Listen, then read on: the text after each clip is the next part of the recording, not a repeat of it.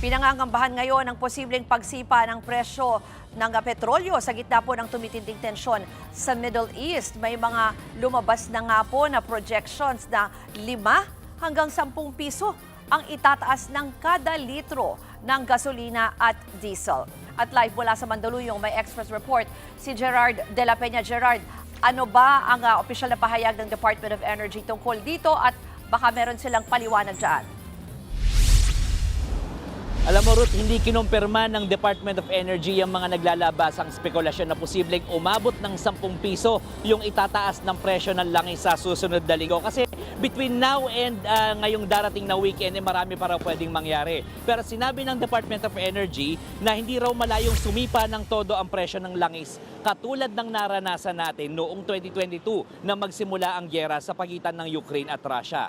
Ayon sa DOE, mas malaki raw ang langis na nanggagaling sa Middle East kumpara sa Russia. At sa pagtataya ng DOE, nasa 10 million barrels per day ang napoproduce ng Russia, habang ang langis na nanggagaling mula sa Middle East ang pinagsama-samang produksyon ng Saudi Arabia, Iran, Iraq, United Arab Emirates at Kuwait ay umaabot ng 20 million barrels per day. Kaya hindi raw imposible na umabot muli sa 100 pesos ang pump price ng langis katulad ng naranasan sa Aklan noong 2022.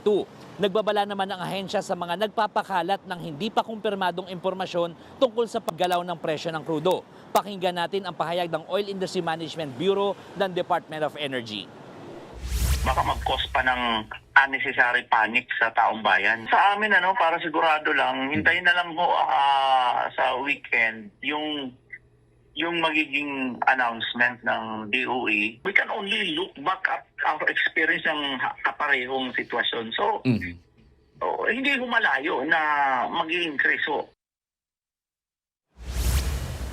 Ruth, nagpupulong ngayon ang Department of Energy at ng oil industry players para doon sa pinaplanong staggered o utay-utay na pagpapatupad ng oil price hike. So, tatalakayin dyan kung papayag nga ba ang oil industry players at kung paano ipapatupad na pag-staggered nga na implementation. Kung ito ba ay 3 linggo o 4 na linggo, depende na lang sa magiging resulta nitong meeting na ito. Ruth. Gerard, doon naman sa usapin ng pagbibigay ng fuel subsidy para sa mga tsuper, may update ba dyan? Ruth, sabi ng Department of Transportation ay nakahanda naman daw sila dito dahil may pondo naman dito 2.5 billion pesos na naka-budget sa ating national budget para sa taong ito. So kapag sumipa na sa $80 per barrel ang presyo ng langis ay ready yan. Kaya naman ang Land Transportation Franchising and Regulatory Board nanawagan na doon sa mga tsuper at operator, lalo na kung sira yung kanilang card o nawawala, ngayon pa lang ay ayusin na nila yung kanilang bank account sa Land Bank para hindi maging mahirap yung distribution nitong fuel subsidy. Ruth. Yan po ang Express Report ni Gerard De La Peña. Mga kapatid, Ruth Cabalco, para sa mabilis na pasada ng mga balitang dapat niyong malaman, mag-follow at mag-subscribe sa social media pages ng News 5.